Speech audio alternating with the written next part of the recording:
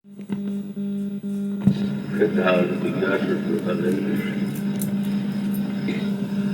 पंक्तियों में सिंहासना श्री रामचंद्र की मधुर घाटी प्रस्तुत की गई है। जनकनंदनी सीता के साथ प्रभु जी सिंहासन पर समासीन है और उनके जो प्रिय भक्त हैं उनके आसपास है और उनके हाथों में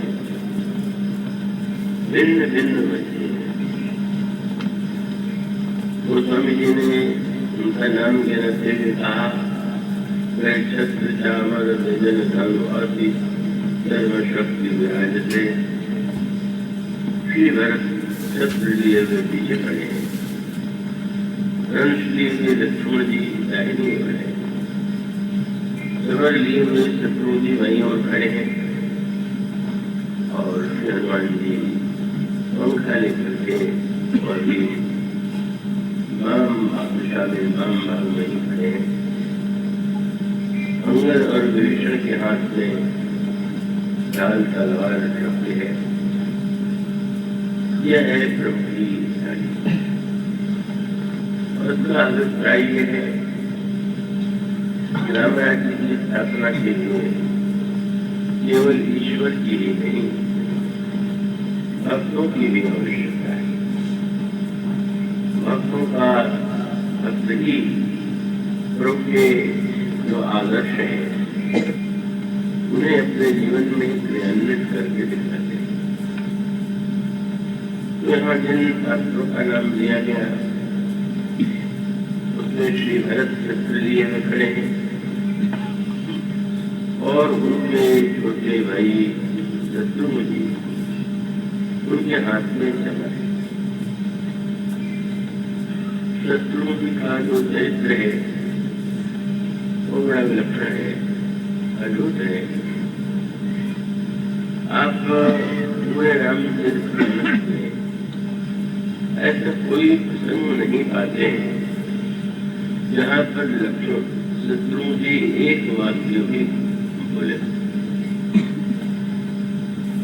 ये जो जिनके वाणी से कोई वाक्य कभी निकला ही नहीं, उनके चरित्र का तत्व क्या है, तात्पर्य क्या है।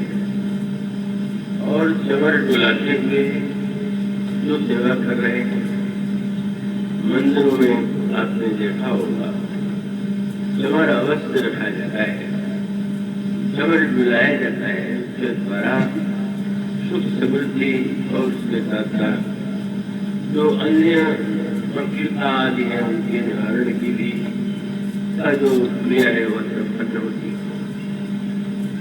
तो शत्रुघ्न जी का जो चरित्र है तो उसमें जो एक महानतम मौन है,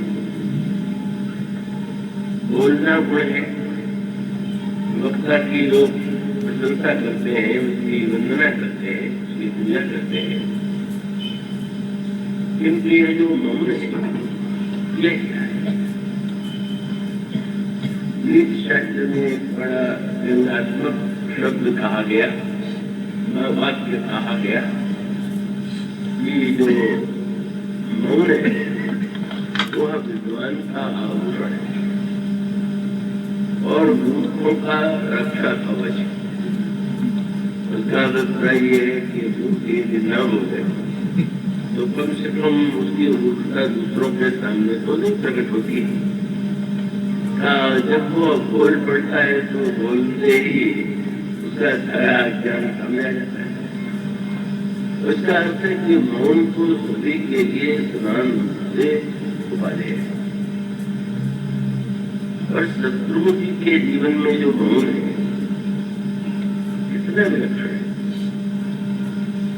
भगवान श्री राम का वक्तृत्व, श्री भरत और श्री लक्ष्मण जी का भाषण, उसका वर्णन मानव के अनेकानेक प्रसंगों में किया। सभी बड़े अद्भुत वक्ता है। श्री भरत का वक्तृत्व तो सबसे पहले महाराज दशरथ की मृत्यु के बाद जब वे अयोध्या आते हैं तब प्रकट होता है, नहीं तो उससे पहले श्री भरत भी मौन पात्र के रूप में ही अपने चरित्र का जो रूप था वो लोगों के समक्ष होता आ रहा। तो ये जो 4 भाइयों में 14 भाइयों में भी परस्पर एक प्रकार की होड़ होती है। एक भाई की उन्नति हो तो दूसरे भाई को वो मन में उन्नति वैसी ही पाने की इच्छा होती है।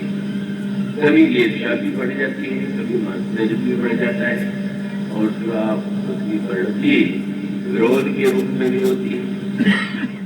लेकिन अनोखा यह चतुर्व्यूह है, यह 4 भाई है। भगवान श्री राम की वाणी का तो कहने क्या, गोस्वामी जी ने कहा कि बोलने वाले के वाणी में जहाँ अनेक गुण होते हैं वहाँ कुछ दोष भी होते हैं। व्यक्ति में गुण दोष है तो वाणी में भी गुण और दोष है। किंतु भगवान श्री राम की वाणी के लिए गोस्वामी जी कहते हैं प्रभु की वाणी में कोई खोज करके भी कोई दोष नहीं। ऐसा लगता है कि श्री राम की जो वाणी है, श्री राम जब बोलते हैं तो उसके लिए गोस्वामी जी ने यह वाक्य कहा, बोले वचन विगत सब दूषण मृदु मंजुल। भगवान की वाणी अत्यंत मृदु होती है, बड़ी आकर्षक होती है, मन को सम्मोहित करने वाली होती है, और ऐसा लगता है कि वे वाणी के द्वारा बड़े नहीं हुए, अपितु वाणी ही उनकी द्वारा पैदा हुई। और सचमुच भगवान श्री राम के व्यक्तित्व की जो प्रशंसा परशुराम जी महाराज ने की वो अपने आप में अनोखी है। भगवान श्री राम और परशुराम जी महाराज में जो वार्तालाप होता है तो उसमें परशुराम जी के व्यवहार में वाणी में बार बार उतार और चढ़ाव आता है, परिवर्तन होता है। कभी ऐसा लगता है मुझे ये दोनों भाई बहुत अच्छे हैं, इनकी जोड़ी बहुत अच्छी है। फिर लगने लगा कि नहीं, राम तो सज्जन है तो छोटा भाई तो बड़ा दुर्जन। फिर लगने लगा कि नहीं, दोनों भाई तो बिल्कुल मिले हुए हैं, केवल व्यवहार में भिन्नता दिखाई देती है। किंतु अंत में जब उस संवाद का समापन हुआ तो स्वामी जी ने बड़ा सुंदर बात किया।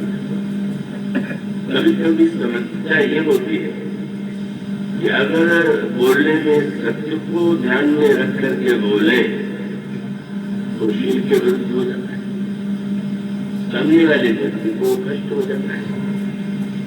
और यदि शील का ध्यान रख करके बोले तो यह समस्या है कि व्यक्ति कहीं शील के कारण असत्य भाषण ही न करने लगे। होना चाहिए शील और सत्य का सामंजस्य। भगवान श्री राम ने जो परशुराम जी से वार्तालाप किया उसकी विलक्षणता ये है कि उसमें सत्य की भी पराकाष्ठा है और शील की भी पराकाष्ठा है। यह अद्भुत बात ऐसा बहुत कम होता है, दोनों में से एक न एक व्यक्ति के जीवन में नहीं रह जाता। और इसीलिए परशुराम जी के मस्तिष्क में जो एक आवरण आ गया था, भ्रम उत्पन्न हो गया था, भगवान श्री राम के द्वारा जो वाक्य कहे गए थे, एक और तो इतने शील युक्त थे कि उससे बार बार वे नमन करते हैं, बार बार वे परशुराम जी के चरणों में प्रणाम करते हैं, उनके समक्ष हार स्वीकार करते हैं। और दूसरी ओर उनकी वाणी के द्वारा जो कुछ कहा गया वो विनम्रता और शील से ही नहीं, सत्य का भी साक्षात्कार कराने वाला था। पर परशुराम जी महाराज को उसके वो सत्य का दर्शन नहीं हो रहा था। वो समझ रहे थे ये जो किशोर अवस्था का युवक है, ये किशोर अवस्था का जो बालक है, बड़ा कोमल वाणी बोलने वाला। और अंत में जब भगवान श्री राम के वाक्य पर उन्होंने विचार किया तो गोस्वामी जी ने जो शब्द लिखा है वो आपने पढ़ा हुआ। उसमें शब्द है सुनि मृदु मूढ़ वचन रघुपति के, उघरे पटन परसुधर मति के। श्री राम की वाणी मृदु होते हुए भी इतनी रहस्यमयी है कि जब परशुराम जी ने जूता पर दृष्टि डाली तो केवल उन्हें ऐसा लगा कि यह नम्र है। जब संदेह हुआ तो लगने लगा कि ये केवल दिखावटी नम्रता है। पर अंत में जब उन्होंने विचार किया तो लगा कि एक वाक्य भी ऐसा नहीं है कि जिसमें सत्य का दर्शन न हो रहा हो। ये विलक्षण कार्य। और आप देखेंगे परशुराम जी जब प्रश्न करते हैं कि धनुष किसने तोड़ा, तो परशुराम जी की वाणी में और श्री राम की वाणी का जो अंतर है सामने आ जाता है। परशुराम जी चाहते तो महाराज जनक को आदर पूर्वक संबोधित करते हुए यह कह सकते थे कि राजन यह बताओ कि धनुष किसने तोड़ा। पर जब वो प्रश्न करते हैं तो वो तो बड़ा ही कठिन प्रश्न है। तुम जड़ जनक धनुष के तोड़ा। अरे मूर्ख जनक, अरे जड़ जनक, बता धनुष किसने तोड़ा। अब उसके बाद जनक जी तो वाणी सुन करके ही आतंकित हो गए। जब बोलने में ही इतनी कठोरता है और उनके इतिहास में वंचित है, वो क्षमा और दया पर विश्वास नहीं करता। उनकी यह धारणा है कि कृपा तो केवल समाज में लोगों के मन में बुराई को उत्पन्न करने वाली बात है। कृपालुता का लोग अनुचित लाभ उठाते हैं, इसलिए उनका तो यह सिद्धांत था। उन्होंने स्वयं कहा कि मोड़े हृदय कृपा कट खाओ। आज तक मैंने कृपा शब्द को अपने पास नहीं आने दिया।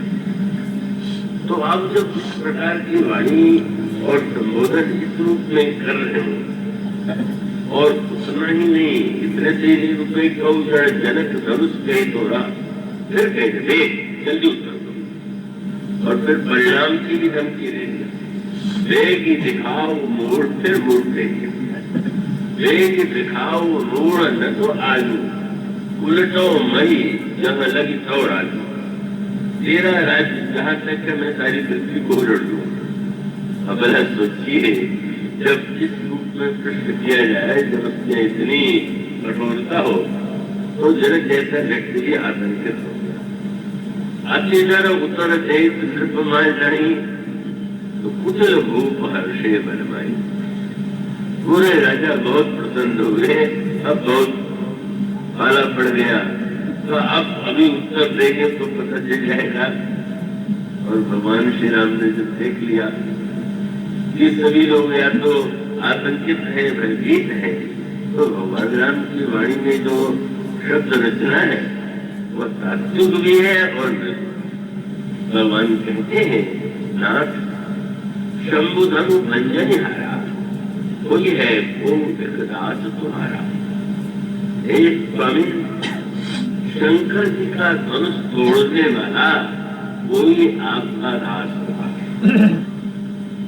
विनम्रता है कि आप ये न समझ ले कि शंकर जी का धनुष तोड़ने वाला उनका विरोधी है, पर उसके पीछे भगवान राम ने कितनी बड़ी बात कही और उसकी गहराई पर दृष्टि डालने पर परशुराम जी को जिस अर्थ की अनुभूति हुई वो होनी चाहिए, प्रारंभ नहीं।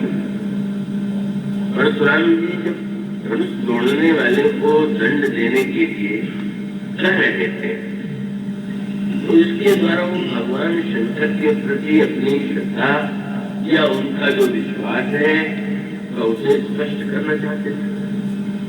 क्या वो शंकर जी की महिमा को बढ़ाने के लिए ऐसा कुछ कर रहे थे? और इसका उत्तर यह है, उत्तर पूर्णता ये है कि आप यह पूछ करके भगवान शंकर के महत्व को कम कर रहे हैं। तो भगवान शंकर साक्षात सर्वशक्तिमान, साक्षात ईश्वर, और यदि आपको लगता है कि उनकी इच्छा के बिना कोई धनुष तोड़ सकता है तो वह तो आपके ईश्वर से बड़ा हो जाएगा। देखिए आपकी श्रद्धा, आपने तो ये समझ लिया कि तोड़ने वाला स्वतंत्र है, अभिमानी है, बहुत बड़ी बात कह दी है महाराज। जो सच्चे अर्थों में उसका आध्यात्मिक तात्पर्य है, धनुष अभिमान, सात्विक अभिमान, व्यष्टि अभिमान। मानो भगवान राम का तात्पर्य यह था कि शिव तो समष्टि अभिमान है, अहंकार शिव बुद्धि अज, मनस चित्त महान, मंज रूप चराचर रूप राम भगवान। भगवान शंकर तो समष्टि का वो मैं है, उसी के साक्षात विग्रह। और तात्पर्य ये कहना कि किसी व्यक्ति ने जो धनुष को तोड़ दिया, यह तो भगवान शंकर का अलग है। व्यक्ति की क्या शक्ति है कि वो समस्त को चुनौती दे? व्यक्ति की क्या सामर्थ्य है कि वो शिव के धनुष को नष्ट कर सके? और इसलिए कहा कि महाराज तोड़ने वाला कौन होगा? आप देखेंगे परिभाषा है। भगवान कहते हैं कि तोड़ने वाला शंकर का दास नहीं, वो आपका विधान। और उसका अर्थ क्या है? यहाँ ज्ञान के द्वारा ही श्री राम है अखंड ज्ञान। और ज्ञान की परिभाषा क्या है? तो ज्ञान मान जन एक नहीं, देख ब्रह्म समान समाही। भगवान राम का तात्पर्य था कि आप विचार करके सोचिए, क्या अभिमान से अभिमान नष्ट किया जा सकता है? क्या व्यक्ति अभिमान समस्त अभिमान पर विजय कर सकता है? और सच्चे अर्थों में जब उसे भगवान शिव की कृपा प्राप्त हुई, उनका संकेत मिला होगा, तभी उसने धनुष तोड़ा। और यही सत्य गोस्वामी जी से किसी ने पूछ लिया कि धनुष जो उठ नहीं रहा था, उठने का टुकड़ा तो दूर है, पर श्री राम को के सामने इतनी सरलता से क्यों उठ गया? तो तुलसीदास जी ने जो सूत्र लिखा वो सूत्र क्या? मनो हो तो पुरानी पढ़ायो। ये शंकर जी का विद्यार्थी हाथ में रहता है। तो शंकर जी से उसने एक दिन कहा कि भगवान, आपको तो मुक्ति का देवता कहा जाता है। आप संसार में कीट पतंग को भी आपके काशी में मुक्ति मिल जाती, पर मुझे तो निरंतर आप बांधते ही हैं, क्योंकि धनुष को जब चलाया जाएगा तो उसको प्रत्यंचार गोली से बांधा जाएगा। तो शंकर जी ने हंस करके यही कहा कि तुम्हें मैं एक पाठ पढ़ा रहा हूँ कि जब तक है तब तक बंधन, जब तक मैं होगा तब तक बंधन अवश्य होगा। चाहे वो मैं कितना ही भविष्य न हो, अगर मैं रखे तो बंधन होगा। तुम अगर मुक्त होना चाहते हो तो इसका एक ही उपाय है कि अखंड ज्ञान स्वरूप श्री राम भक्त के आते ही अगर तुम हल्के हो जाओगे, हल्के हो जाने का क्या हुआ? अभिमान का जो भार है वही सबसे बड़ा भार है। मनुष्य का अभिप्राय है कि अभिमान मुक्त हो करके जो ही प्रभु का स्पर्श मिलेगा तुम मुक्त हो जाओगे, एकमात्र उपाय। मानो धनुष ने वह पाठशाला का पाठ दोहरा दिया और शंकर जी ने पाठ, परशुराम जी ने पाठ बुला दिया। तो विद्यार्थी हो तो एक विद्यार्थी को पाठ याद हो, दूसरा विद्यार्थी भूले। तो मानो भगवान राम ये कहना चाहते थे कि भगवान शंकर तो इतने वंदनीय है कि वो धनुष तोड़ने वाला तो शंकर जी नहीं, आपका भी दास। और आपके दास के पीछे फिर विवाद प्रारंभ हो गया। परशुराम जी ने कहा, आज तो मैं सेवक की नई परिभाषा सुन रहा हूँ। यहाँ सेवक तो जो करे सेवकाई, सेवक सेवा करता है और किसी स्वामी की वस्तु को तोड़ देना ये भी कोई सेवा है क्या? पर प्रभु का तात्पर्य क्या है? हाँ, बहुत सी वस्तुओं को फोड़ देने अन्याय है, औचित्य है, पर स्वामी के शरीर में भी अगर फोड़ा हो जाए और वो उसमें सामर्थ हो कि उस फोड़े को तोड़ करके उसमें जो कुछ आ गया है उसे निष्कासित कर दे, तो स्वामी की सेवा है। मान लीजिए सेवक को चिकित्सा विज्ञान का पता है और डॉक्टर है, और वो जब फोड़े को काटेगा तो काटना सेवा है कि काटना शत्रुता है? और उसको दवा करके जब कठोरता से निर्णय बन करके उससे भरे हुए दीप को निकालता है तो सेवा है कि शत्रुता है? भगवान राम वही तो करने जा रहे हैं। भगवान राम को मानो यही तो काम सौंपा गया था। शंकर जी ने क्या रखा था? धनुष को भी और परशुराम को भी अगर अभिमान हो गया हो तो उसको भी तुम्हें ही तोड़ना है, लेकिन अब तुम्हारे तोड़ने की कला तो तुम्हारी होगी। और सचमुच भगवान श्री राम ने उनका यही था, जिससे सेवक को जो करे सेवकाई, हरि करनी कर करी लड़ाई। ये तोड़ना शत्रु का कार्य, और जो शत्रु है मुझसे लड़े, उसमें तक परशुराम जी को ये पता नहीं था कि ये तोड़ने वाले राजकुमारी है। वो तो सोच रहे थे कि तोड़ने वाला कोई और है, और उसको बचाने के लिए ये किशोर जो है ऐसी ब्रह्मवाणी कहा। और श्री राम से और कह दिया, सुनो राम जी धन तोड़ा सहज भाव समूह। वो मैं जैसे शस्त्रार्जुन को शत्रु मानता हूँ वैसे वो मेरा शत्रु है। और श्री राम से भी यही कहा कि सो दिल गाई हाई समाजा न तुम्हारे नहीं है सब राजा। बस याद रखो, जिसने तोड़ा है वो समाज से अलग होकर के मेरे सामने आ जाए, नहीं तो सारे राजा वाले नहीं। अब श्री राम तो आगे खड़े थे, वो तो अलग ही प्रभु भक्त करके मन ही मन सोच रहे हैं। भगवान राम को और लक्ष्मण जी को दोनों को परशुराम जी महाराज की वाणी पर हंसी आती, पर अंतर इतना है कि लक्ष्मण जी खोल करके हंस लेते और भगवान राम मन ही मनाते, और खोल करके और हंस लेने और अपने आप में हंस लेने में अंतर है।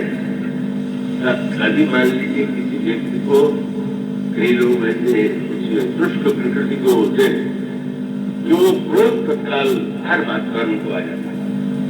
परशुराम जी महाराज ने कभी लोग कल्याण के लिए क्रोध को स्वीकार किया, क्रोध के द्वारा उन्होंने अन्याय को मिटाने की चेष्टा किया, पर वो क्रोध उन्हें बड़ा प्रिय लग गया।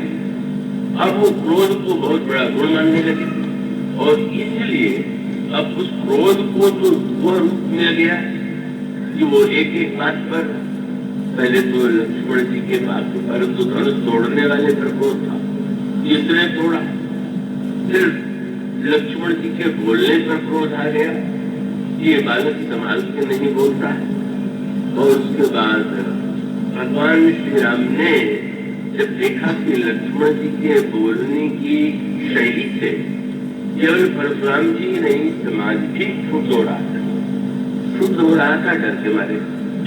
फिर ये बालक किसी तरह जिठाई से बोलता रहा तो कब फरसा चल जाएगा। इसलिए वो उच्च स्वर में यही कह रहे थे कि थर थर कांपे पूर्ण नारी, छोट कुमार को बनवाई। और उसके बाद श्री राम जनक जी से ही हुआ। जनक जी ने श्री राम की ओर देख करके कहा, मस्त करूं मनुष्य बन जाए, इस बालक को रोकना चाहिए, ये उनके शैली में बोल रहा। भगवान राम ने देखा सारी जनकपुर की प्रजा और स्वयं जनक जी को अनुचित लग रहा है, तो प्रभु ने नयन करे रे राम, और नयन करे रे राम प्रभु ने जो ही आंख करे करके देखा, लक्ष्मण जी चुप हो गए। तो क्षण भर के लिए लगा कि परशुराम जी का क्रोध शांत हो गया, क्योंकि अभी बोल रहे हैं जब बोलना बंद हो गया। भगवान राम ने विनम्रता से देखा, अब तो कोई बात नहीं, बोले पहले तो बोल रहा था फिर हंस रहा मेरे ऊपर, हंसा तो देख करे से नक सिर जाती, बोलने नहीं देंगे, नहीं देंगे। और तुम जब कह रहे हो कि बोलना बंद कर दिया तो तुम देखो वहां से देख कैसे रहा है, ऐसा बोल रहा है, सही को समझेगा। अजब अनुजतव चितो अनैक्य, बड़ी समस्या है। बोलने में क्रोध आ जाए, हंसने में क्रोध आ जाए, देखने में क्रोध आ जाए, तो फिर गोस्वामी जी को देखना पड़ा। ये हंसत देख रिस नख दिख गया, नाखून से लेकर के सिर तक जो है क्रोध भर गया। अब वो जो क्रोध की भगवान श्री राम की बात सोच रही हो कि लक्ष्मण जी खुद के हंसते हैं तो क्रोध बढ़ जाता है, और भगवान राम रघुपति कहीं उठाए मन मुस्कान राम सुनाए, लिखा हुआ है। मन ही में आनंद ले रहे हैं, मन ही में रस ले रहे हैं। मानो प्रभु का जो व्यवहार है, साक्षात प्रभु परमात्मा राम जी महाराज जी अवतार है, अवतार है, श्री राम अवतार है, लेकिन भगवान श्री राम तो मुस्कुराते हैं और उसके बाद जो संवाद हुआ आप गहराई से देखेंगे तो लक्ष्मण जी ने जो कुछ कहा वही श्री राम ने कहा। और लक्ष्मण जी की वाणी में सत्य की कठोरता तो है, शील का लेश नहीं, और भगवान राम वही बातें कहते हुए सत्य को ऐसा रसभेद बना देते हैं, शील में ऐसा डुबो देते हैं कि वो बात जो है लगता है कि बड़ी मीठी, जैसे जलेबी शुद्ध घी में निकली हुई हो और वैसी ही परोस दी जाए तो क्या आनंद आवे, शीरे में डाल दी जाए तो कितनी मिठास। तो जितनी बातें उन्होंने कही, लक्ष्मण जी क्या कहें। भगवान श्री राम के बोलने पर जब परशुराम जी का क्रोध बढ़ता जाएगा और वो ये समझते नहीं कि तोड़ने वाले यही है, तो पर लक्ष्मण जी समझ गए कि परशुराम जी तो इस भाषा के अभ्यस्त नहीं, ये जिस भाषा में बोल रहे हैं कभी समझ नहीं सकेंगे, जरा इनकी भाषा में मैं इनको समझाऊं तो शायद शीघ्रता होगी। और सब जब उन्होंने उत्तर दिया तो उत्तर में सत्य है, एक वाक्य में सत्य है। वे कहते हैं कि महाराज हमने लड़कपन में बहुत सी धनुही तोड़ी, आपको कभी क्रोध नहीं आया, और आज धनुष के टूटने पर आपको क्रोध क्यों आ गया।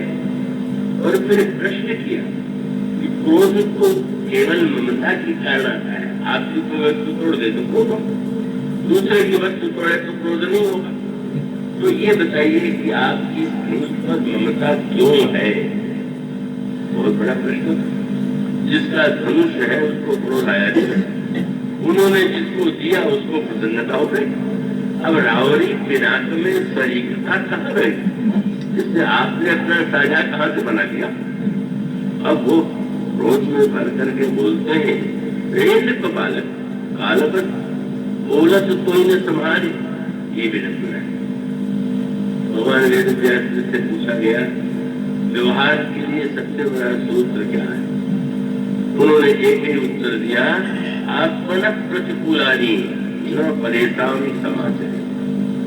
आपको जो अच्छा नहीं लगता है दूसरों से वह आप बदलते, हम लोग नित्य ही करते हैं।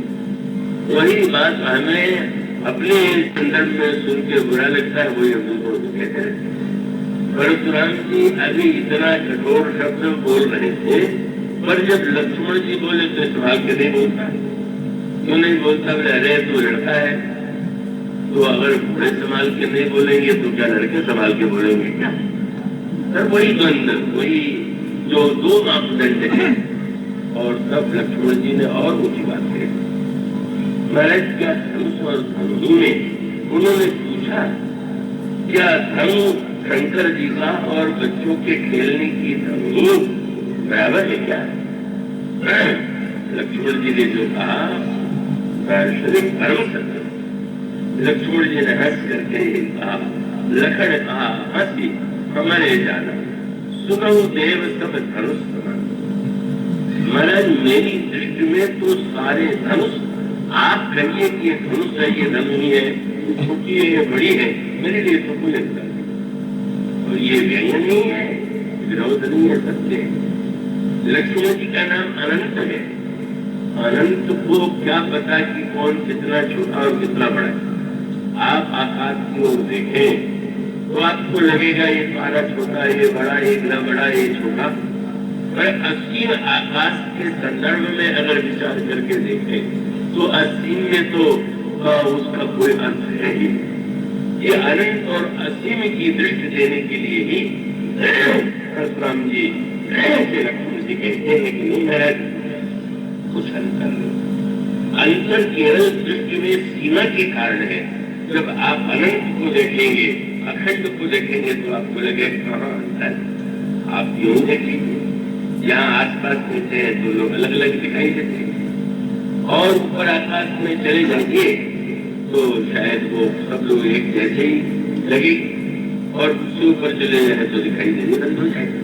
तो अनंत और असीम में तो कोई वस्तु छोटी बड़ी नहीं होती, ससीम में ही होता है। ये सत्य लक्ष्मण जी ने बताया।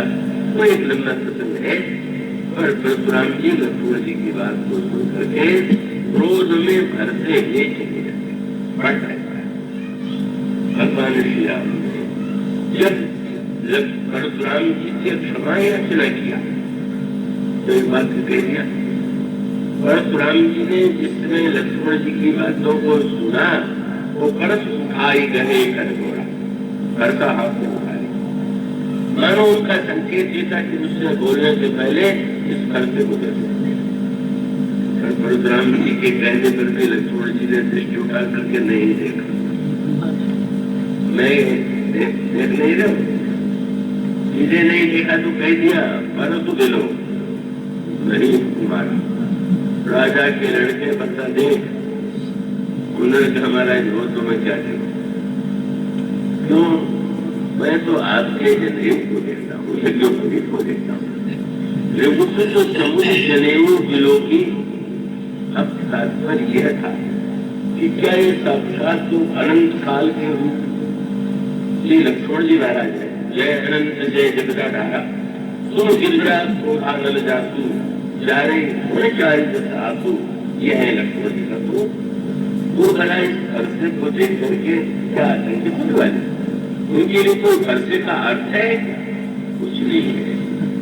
भगवान श्री राम ने इसको दूसरे ढंग से कहा, अरे महाराज बालक तो भूल किए करते हैं, और वो बालक को बिना समझे सोचे बोल देते हैं। जो लड़का को सोच कर करेंगे गुरु की तो वहां तो बोध मन भरे। एक बात कह दी महाराज, इस लड़के ने जो कुछ कहा है उसके दोष तो है, पर उतना नहीं है जितना आप कहते। क्या देख दिलों की करेगी कभी बालक नहीं दोष, जो तुम अवसर मुनि की नहीं तो पद रज बोले महाराज अगर आप फरसा लेके न आए होते तो आपके चरणों में गिरा होता। ये आपने फरसा ले लिया, इसीलिए इसके वही ने मनो संकेत किया था कि हम अगर दूसरों से कोई अपेक्षा रखते हैं तो अपनी ओर भी तो देखने की चेष्टा करें।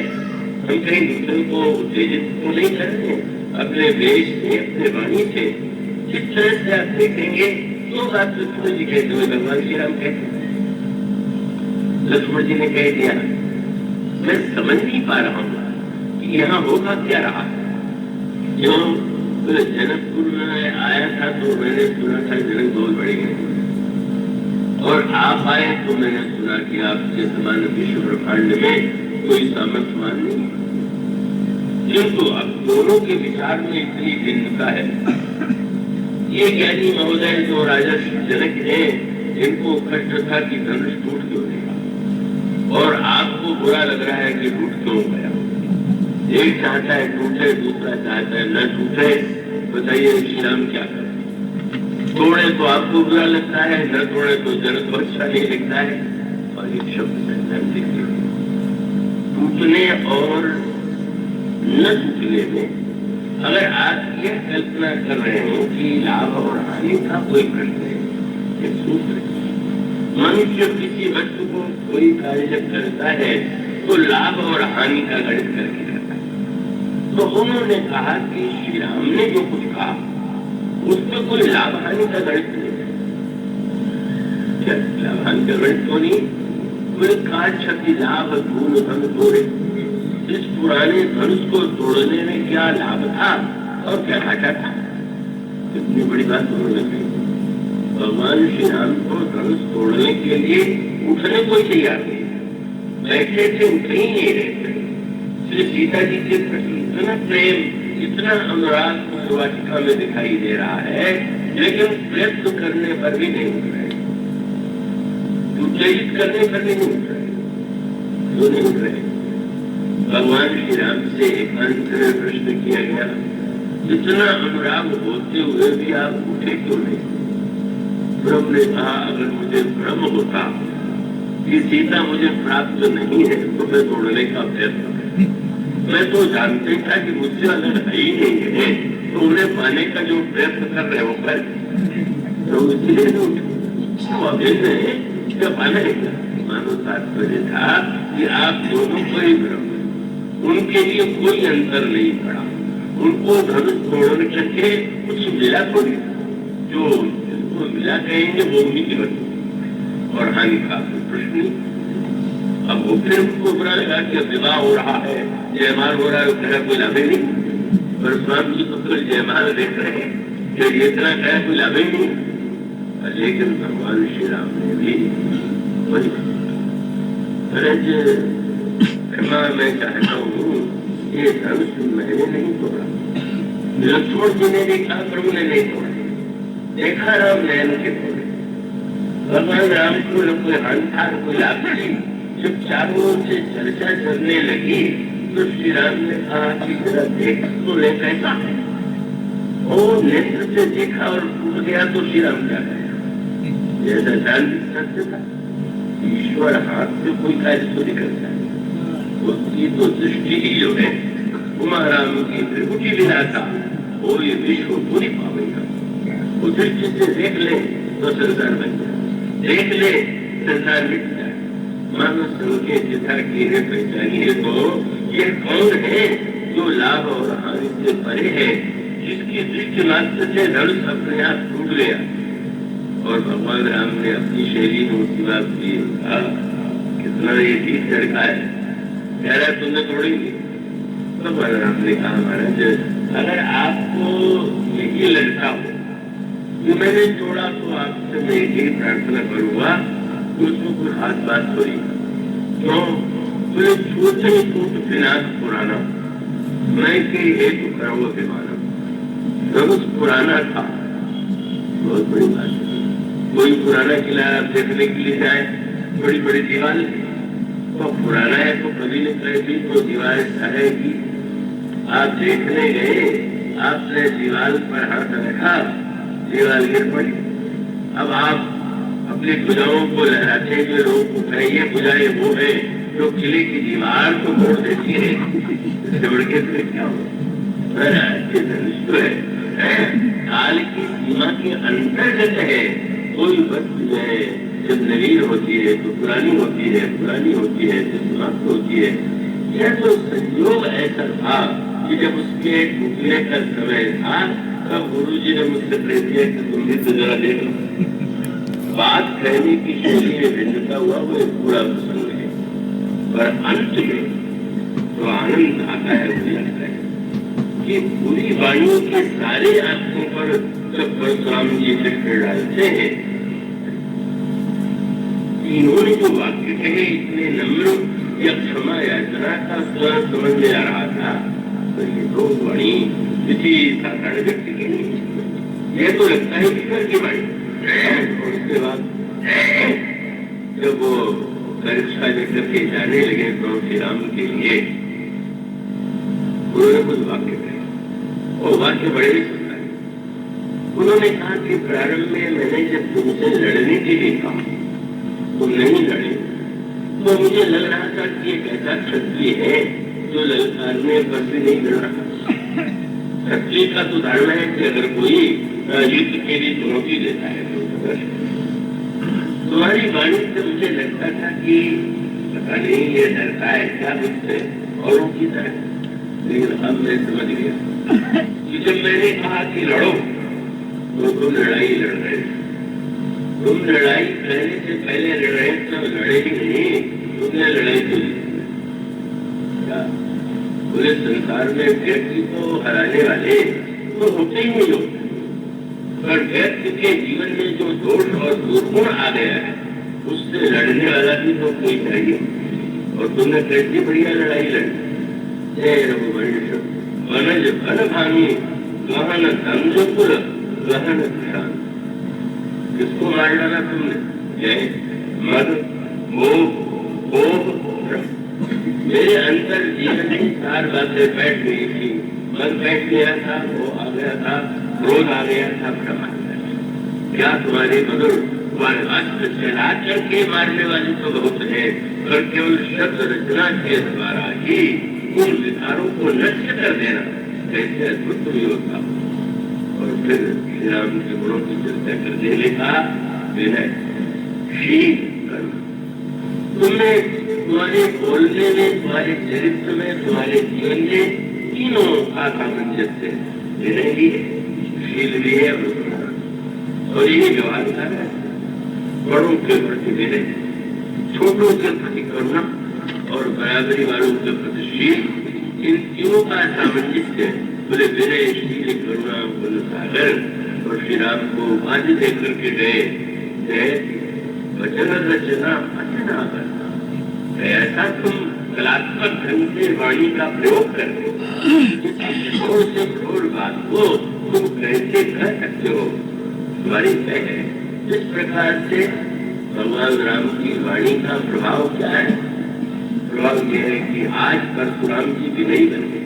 परशुराम जी की ये मान्यता नहीं है कि उन्होंने एक बार संहार कर दिया।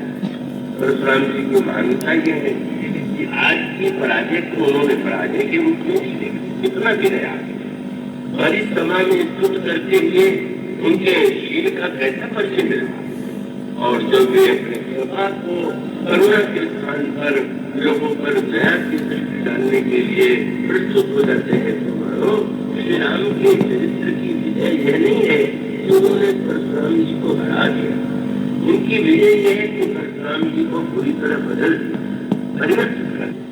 तो लक्ष्मण जी की वाणी में जो कठोरता लगती है वो एक अधिकारी की कठोरता, वो जिस अधिकार से युक्त है उसका अधिकार का प्रयोग, और वो अधिकार का प्रयोग श्री राम भी नहीं करते।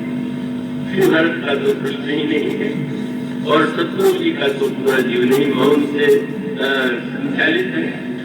वह वाणी का वो ईश्वर बोल रहा, वो ईश्वर के स्वामित्व की वाणी है जिसमें लक्ष्मण जी ने देखा श्री राम धनुष तोड़ने के लिए प्रस्तुत हो गए। और तब वो जो बोलते हैं वो बात क्या? लखन लखनऊ रघुवंश मन आगे वो भरत हो देख लिया टूटने वाला है। और बुलकदार बोले चल चाप ब्रह्मंड अपने पैरों को पृथ्वी पर स्थिर करके आदेश देते हुए उन्होंने कहा जिसी कुंजरम कमत अनिपोला धरणी धरऊ यह वीर डोला राम जहन शंकर धन तोड़ा। पृथ्वी सावधान हो जाओ, शेष सावधान हो जाओ, दिग्पाल सावधान हो जाओ, श्री राम धनुष तोड़ने वाले। कौन बोल रहा है? ओम सनग तुम आय तो थोड़ा मैं आज्ञा दे रहा हूं।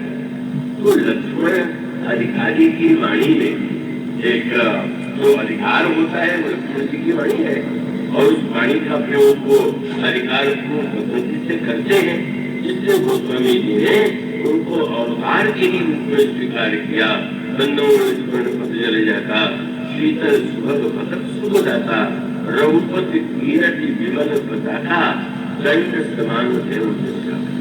और उसके साथ लक्ष्मण की वाणी का उद्देश्य होता है प्रभु के प्रभाव को प्रकट करना, और प्रभाव को प्रकट इसलिए करते हैं ये जानते हैं प्रभु को अपना कभी प्रभाव प्रकट करेंगे नहीं करेंगे तो सामने वाले को बहुत बड़ा भ्रम हो जाएगा।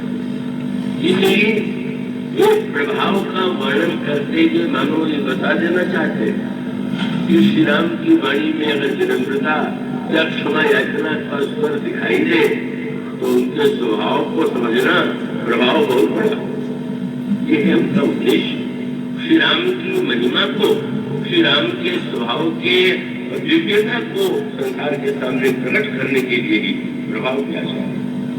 जिस समय सती जी सीता जी का वेश बना करके परीक्षा लेने के लिए आई, और परीक्षा लेते समय जिस समय सीता जी का वेश उन्होंने बना लिया, श्री राम से पहले लक्ष्मण जी ने देखा, और देखा तो उन्होंने लिखा वो सब भगवान राम तो सती जी के कपट को बाद में भले देख करके समझने की बात करें, लेकिन लक्ष्मण जी उमाकृत देखा, चकित भय भ्रम हृदय विशेखा, कछु अति गंभीरा प्रभु प्रभाव जानत पथे दिया। चकित हो गए। यहाँ पर एक ऐसे शब्द का प्रयोग किया गया है जो साहित्यकारों की दृष्टि से काव्य की कमी। एक प्रसिद्ध साहित्यकार थे प्रतापगढ़ जिले के, उन्होंने गोस्वामी जी के साहित्य पर बहुत लिखा है। उन्होंने यह लिखा कि गोस्वामी जी का काव्य तो अनेक गुणों से युक्त है, पर कई प्रसंग ऐसे हैं जहाँ पर उन्होंने उपयुक्त शब्द का चुनाव नहीं किया, और उसके लिए उन्होंने एक प्रसंग तो ये दिया और दूसरा प्रसंग अहिल्या का है। अहिल्या के प्रसंग में जो अहिल्या ने सिद्ध किया, तो अहिल्या ने जो वाक्य कहा तुलसीदास लिखते हैं कि उन्होंने, अहिल्या ने कहा रावण रिपुजन सुख, ये रावण के शत्रु आपके, आप रावण के शत्रु ही नहीं है, जन को सुख देने वाले। तो आलोचक ने ये कहा कि उस समय तक जब अहिल्या का चरण स्पर्श प्रभु से अहिल्या ने पाया था, तब रावण से श्री राम की शत्रुता नहीं हुई थी, विरोध नहीं हुआ था, इसलिए उस समय रावण मारीची रूप कह देते तो ठीक था, सुबाहु रूप कह देते तो ठीक था, ताड़का रूप ये रावण ने क्या कहने की आवश्यकता, तो ये तो अपने आप को उतार के ऐसे ही लगता है। और इस प्रसंग में भी उन्होंने कहा उमा नाम जो है वो सती का नहीं, जब सती के रूप में थी तब उनका नाम था सती, और जब उनका जन्म पार्वती के रूप में हुआ तब उनका नाम पड़ा उमा।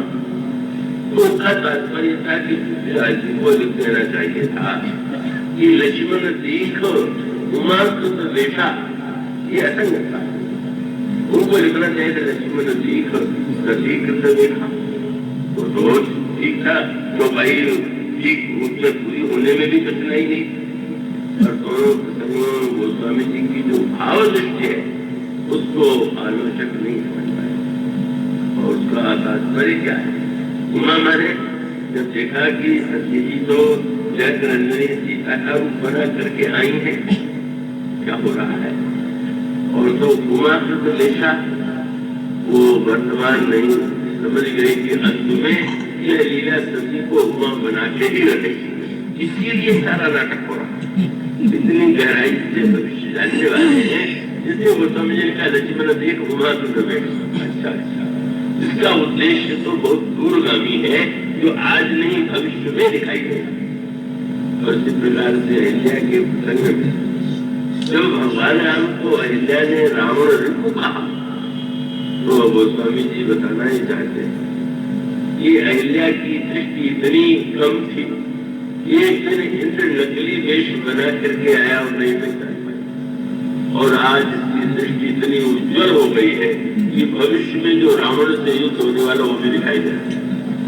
मानो गोस्वामी जी यह बताना चाहते हैं कि वस्तुतः यह जो भाव दृष्टि है, लक्ष्मण जी महान गंभीर है, प्रभु के रहस्य को समझने वाले हैं, और लोगों के जीवन में प्रभु की महिमा को, प्रभाव को प्रतिष्ठापित करना चाहते हैं, और इसलिए करना चाहते हैं कि उनका लगता है कि स्वभाव बहुत मधुर होने पर भी उसका दुरुपयोग बहुत होता। अब किसी के विषय में सुन ले, इनको तो क्रोध ही नहीं आता है, तो चलिए चाहे जो कुछ कहिए, चाहे जैसा व्यवहार हो उससे कहिए, मनुष्य दुरुपयोग कर सकता है। इसलिए लक्ष्मण जी प्रभाव की वाणी बोलते हैं, तेज की वाणी बोलते हैं, और जब बोलते हैं तो वो समझी कहते हैं लखन चको को भजन जब बोले जब मान महति ग्रस्त होते, जब अन्य में बोलते हैं तो जब है मगन गगन भई वाणी लखन बाहु अलग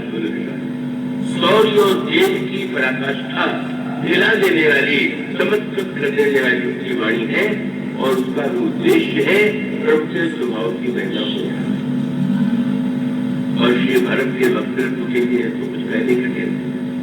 गोस्वामी जी से पूछा गया कि आपने चित्रकूट में इतने वक्ताओं को एकत्र कर लिया, विश्वामित्र भी आए हुए हैं, वशिष्ठ भी आए हुए हैं, जनक भी आए हुए हैं, इन सब वक्ताओं में आपको श्री भरत का भाषण कैसा लगता है? और गोस्वामी जी ने जो बात की कावड़ा को उन्होंने कहा कि श्री भरत का भाषण बोले थोड़े वाक्यों में ही भरत होता है, थोड़े वाक्यों में बोलते हैं तो थोड़े शब्द उनके ध्यान में होंगे। नहीं, शब्द थोड़े होते हैं पर अर्थ असीम होता है, अर्थ अमित और आखर थोड़ा। और अच्छे से वाक्य थोड़ा है और अर्थ जो है अमित, अनेक नहीं। आप कहते हैं सीमा से परे उनकी वाणी का जो अर्थ लेना चाहे उसमें ज्ञान का अर्थ है, भक्ति का अर्थ है, कर्म का अर्थ है, व्यवहार है, समाज शास्त्र है, राजनीति है, धर्म है, उनकी वाणी में सब कुछ लिया जा सकता है। फिर तो बताइए, बहुत सरल, बड़ा सरल भाषण देते हैं। और अगला बात सुगम अगम, बहुत सुगम बोलते हैं, बहुत अगम बोलते हैं। क्या समझने वाला क्या अर्थ ले? ये सुगम बोलते हैं कि एवं बोलते हैं? और आगे और स्पष्ट कर दिया, मृदु मन बड़ा कोमल है, मृदु मन तो कठोर है, जितने कोमल है उतने कठोर है। किसी ने कहा हमारा बड़ा अच्छा आपने विश्लेषण किया, कोमल है, कठोर है, थोड़ा है, बहुत है, मृदु है, क्या करें आप? वो समझने का भाई सत्य तो ये है कि भरत जी की वाणी को सही अर्थों में समझना इसलिए कठिन है। दृष्टांत उन्होंने दिया कि जैसे मुख में कोई अपना मुख देखने के लिए व्यक्ति शीशा ले ले, दर्पण ले ले, तो दर्पण में सारा अंग सामने, पर अगर आपके मन में बात आ गई कि ये जो नाक दिखाई दे रही है दर्पण में, इसको पकड़ ले, कान पकड़ ले, आप पकड़ नहीं पाओगे। जो मुख मुकुर मुकुर निज पान पानी, निज पानी गई न जाई, असाधुत वो सीमा से परे क्यों है? बोले अगर पकड़ना है तो दर्पण वाले अंग को पकड़ने के लिए हाथ आगे मत कीजिए, आंख को पीछे ले आइए। कान पकड़ना हो तो दर्पण वाले कान को नहीं, अपने कान को पकड़ लीजिए। दर्पण में तो कान है वो पकड़ा हुआ दिखाई देता। वस्तुतः श्री भारत की वाणी को समझने के लिए श्री भारत को नहीं पकड़ना है, उस वाणी के मूल में जो श्री राम है वह वाणी तो उनके आदर्श से संबोधित है, उसके माध्यम से कोई समझना चाहे तो समझ ले, नहीं तो भरत का भाषण तो इतना निरक्षण है। तो तीन भाई ऐसे अतिथि वक्ता और चौथा भाई इतना बड़ा मौनी, ये जीवन में कभी बोले नहीं। क्या बोलना नहीं चाहते थे? क्या भाषण देना उनको नहीं आता था? जिनको नहीं आता वो अभ्यास कर लेते, लेकिन नहीं। सत्य तो ये है, ये शत्रुओं जी का यह मौन और सचमुच बोलना ही सब कुछ नहीं। बोलने को सत्य तो मौन ही है। और यहाँ भी तो प्रत्यक्ष दृष्टांत है।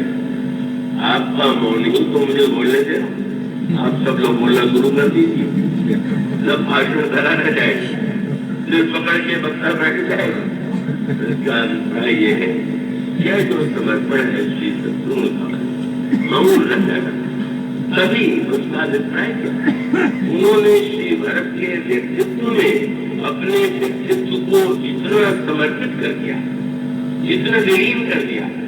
श्री भरत भगवान श्री राम के भक्त है और श्री लक्ष्मण का प्रण वो तो पूरी तरह से श्री भरत में ही एक आता। ऐसा समर्पण जो भक्त में इतना अपने को विलीन कर ले, कभी जिसने जीवन में एक बात कभी न था, जितना विलक्षण उनमें नियंत्रण है वाणी पर और जितना समर्पण। और रामायण के कुछ पात्र जो है वो ऐसे हैं, बोलना ही शक्तिशाली नहीं है, मौन उससे भी बड़ा शक्तिशाली बन जाता है। आपने सुना होगा मृत मौनमाख्यानम शिष्य, जहाँ गुरु ने मौन का भाषण दिया और शिष्यों का सारा भ्रम। गोस्वामी जी ने कहा भगवान बोलते भी, और कभी ऐसा भी होता रहता है कि सुन करके तुलसीदास रहे मौन हुए, हरि जब प्रेम सहिजे। वाणी महत्वपूर्ण, पर वाणी की सीमाएं, वाणी जो कुछ कहेगी उसमें कोई न कोई सीमा बन जाएगी, पर मौन का अर्थ है जो असीम है, जो अनिर्वचनीय है, जो अनंत है, वह तो वाणी से परे। जिससे मौन हो जाना ये स्वयं अपने आप में या तो मूर्खता की पराकाष्ठा है या ज्ञान की परम पराकाष्ठा है। तो शत्रु के जीवन का और उसका आपसे तो लगता है कि भैया भरत तो बोल ही रहे हैं, भैया भरत को छोड़कर के क्या मेरा कोई अपना अलग विचार है, क्या कोई स्वतंत्र चिंतन है, कोई अलग बात मुझे कहनी है। इतना जिन्होंने अपने अहम को मिटा दिया है, इसलिए नाम इन्हीं का शत्रु रखा गया। शत्रु माने शत्रु को मारने वाला, पढ़ के विचित्र लगता है। भगवान राम ने जाने कितने शत्रुओं पर प्रहार किया, लक्ष्मण जी ने जाने कितने राक्षसों का वध किया, शत्रु जी ने कभी युद्ध किया क्या? तो नाम शत्रु तो इन तीनों भाइयों का होना चाहिए। नाम उनका पड़ गया कि जो कभी लड़े नहीं। शत्रु माने शत्रु को मारने वाला, और शत्रु को मारने का कोई गाथा भी छोटी मोटी है तो यही है कि मंथरा के उमड़ पर कस के लात जमा दिया और बाल पकड़ कर उसको वो जीतने लगे, और इतने में ही वो शत्रु तो हो गए। और बहुत बड़ी बात, वो गोस्वामी जी का अभिप्राय है कि सबसे बड़े शत्रु जो है वह तो शत्रु नहीं है, जिस अहम पर व्यक्ति विजय नहीं प्राप्त कर पाता, जिस लोगों को व्यक्ति नहीं जीत पाता, उसको जिन्होंने जीत लिया है। समय के उस संदर्भ में उसकी विस्तृत व्याख्या संभव नहीं है, किंतु वह जो उनका मौन है, समर्पण, वो कह सकते हैं कि राम राज्य का जो महान भवन निर्मित हुआ, मंदिर बना, उस मंदिर के शिखर लक्ष्मण जी और हनुमान जी जैसे पात्र जो है वो उसकी दीवारें, और शत्रु जैसा पात्र उसके नींव का पत्थर। नींव में जो पत्थर होता है वो दिखाई नहीं देता, सामने नहीं आता, लेकिन वही तो सारे भवन को उठाए हुए। कितना, इसीलिए गोस्वामी जी ने एक मंत्र दिया दोहावली रामायण में। उन्होंने कहा 3 स्थानों पर विजय पाना हो तो शत्रु जी का नाम ले लिया करें, आप सफल हो जाए। इस 3 बात पर उनको सुमेरी शत्रु सूदन चरण शरण मंगल मानी परपुर वाद विवाद।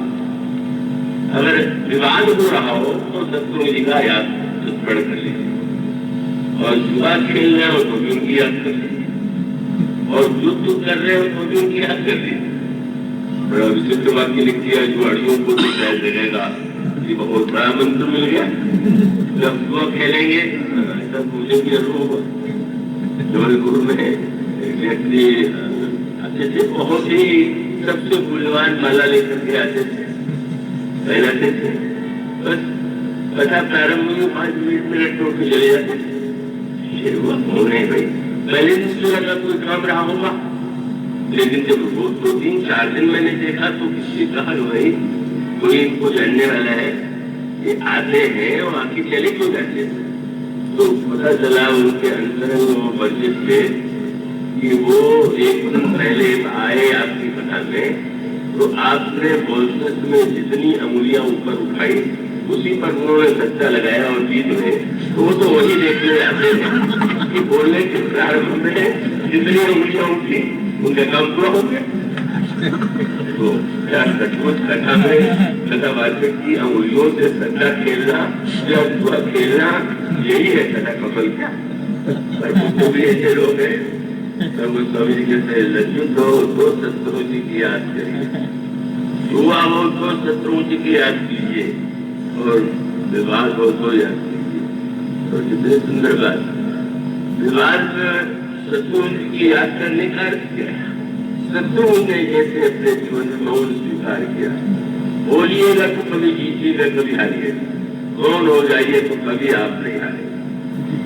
और जुए में जुआ खेलेंगे तो कभी हारेंगे कभी जीतेंगे, हारने की संभावना बहुत, पर ऐसा बढ़िया जुआ जैसा लोग खेलते हैं और उस जुए में तो जीतेंगे। और वो जीत किसकी? गुरु जी ने चित्रकूट में कहा, राम ध्यान रखना, सूझ जुआरी आप लगाओ, जुआ खेलने वाले को अपने दाव से होता। आज चित्रकूट में जुआ हो रहा, पैसे का जुआ नहीं, वस्तु का जुआ नहीं, धर्म और प्रेम दोनों हमने सामने। तुम धर्म और मर्यादा के लिए बन गए, श्री भरत प्रेम पूर्वक तुम्हें लौटाने आए। जुआ खेलने वाले को ध्यान रखना है, केवल अपना गाओ। और उस समय श्री भरत ने बहुत मीठी बात कही। बोले गुरु जी ने संसार के जुआड़ियों की बात कही, पर हमारे प्रभु ही ये कहते हैं अगर उनसे जुआ खेल जाए तो मैं प्रभु कृपा रीति ये जुड़ी आयो खेल जितावा ही बोली। शत्रुघ्न जी ने किसी ने पूछा आपका दाव किधर? बोलने की आवश्यकता नहीं। उसका अभिप्राय है कि जिसने भक्त के जीवन में संकल्प में अपने आप को मिला दिया, उसका जुआ जब ईश्वर से होगा वो जुआ ही जिताने वाला जुआ है और जुए तो हराने वाले। और इस प्रकार से शत्रु को परास्त करने का अर्थ ये है, बाहर व्यक्ति को परास्त कर देना बहुत बड़ी विजय नहीं है। अपने आंतरिक अभिमान पर, ईर्षा पर, मात्सर्य पर इन दुर्गुणों को जीत लेना ही सर्वश्रेष्ठ शत्रुघ्न है। इसलिए शत्रुघ्न है और वह चवर की उनकी सेवा की उसी प्रकार की है। चवर से कोई युद्ध नहीं लड़ाता है, चवर का कार्य बड़ा अनोखा है, लेकिन चवर के बिना तो सिंहासन अधूरा है, पूजा अधूरी है। आज इतना ही, इसके बाद बोले